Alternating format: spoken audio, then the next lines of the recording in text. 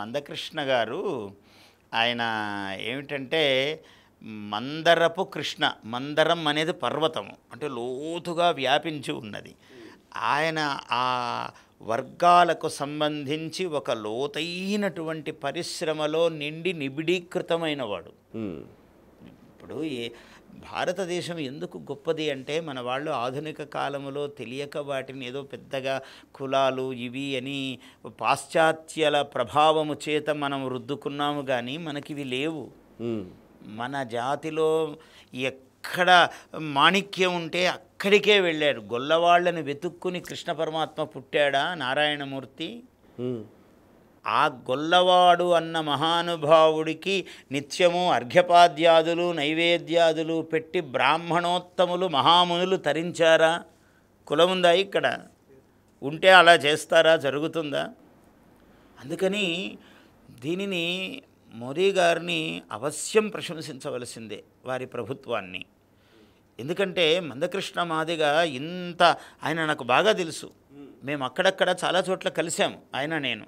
ఆయనకు చాలా భక్తి, గురువుగారు నమస్కారం పెడతారు ఎక్కడ కనపడ్డా, నాయన వర్ధిల్లు అని నేను భుజం తడుతుంటాను. అట్లా ఆయన అన్ని సంవత్సరాలు 30 ఏళ్ళు మీరు చెప్తున్నారు. నాకు అంత లెక్కలు తెలియవు, నా గురించే నాకు తెలుసు లెక్కలు 52 సంవత్సరాలని. నేను 52 ఏళ్ల నుంచి ఇందులో పడి ఈదుతున్నాను. ఇది నాకు పాల సముద్రమే, అయినా సముద్రం అది పాల సముద్రం అయినా సముద్ర లక్షణం పోలేదు దానికి. ఆయన ఒక పాల సముద్రంలోనే ఇరుతున్నాడు పాపం, సేవ అని.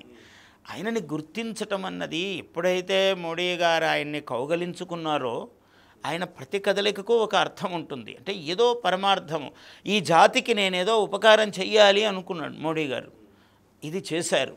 ఈయనకు రావటం వల్ల, ఒక వ్యక్తికి రావటం వల్ల జాతి సముద్ధరింపబడుతుందా మొత్తము, ఇంకేమి చేయవలసిన పని లేదా అంటే అలా కాదు. కానీ ఆయన తీసుకున్న సమస్యలకు, ఆయన వేటి గురించి అయితే మాట్లాడుతున్నాడో వానికి సంబంధించి వాటికంతటికీ ఒక గుర్తింపు అయితే వస్తుంది. ఇవి ఉన్నాయి, ఈ విషయాలకు సంబంధించి. ఇప్పుడు మందకృష్ణ గారి గురించి ఒక ఇది చదివినప్పుడు ఈయన వేటికై పోరాడుతున్నాడు, ఈ సమస్యలన్నీ పైకి వస్తాయి కదా, ఒక్కసారి గుర్తించవలసిన అవసరం ఏర్పడుతుంది ప్రభుత్వానికి. అన్నీ ఒకప్పుడు తీర్చవచ్చు, కొన్నేళ్లకు తీర్చగలగవచ్చు, కానీ ఆ సమస్యలు అయితే ఒకసారి ఒక ప్రస్ఫుటమైన రూపాన్ని అయితే దోలుస్తాయి. ఓహో ఇవి కదా సమస్యలు, దీనికోసం కదా ఈయన పోరాడాడు అనేది ఒకటి ఏర్పడుతుంది. అందువల్ల నేను బహుధా ప్రశంసిస్తూ ఉన్నాను మందకృష్ణ మాదిగ గారిని. మనస్ఫూర్తిగా నేను భగవతి కటాక్ష సిద్ధిరస్తు, ఆశయ సిద్ధిరస్తు అని వారిని ఆశీర్వదిస్తున్నాను.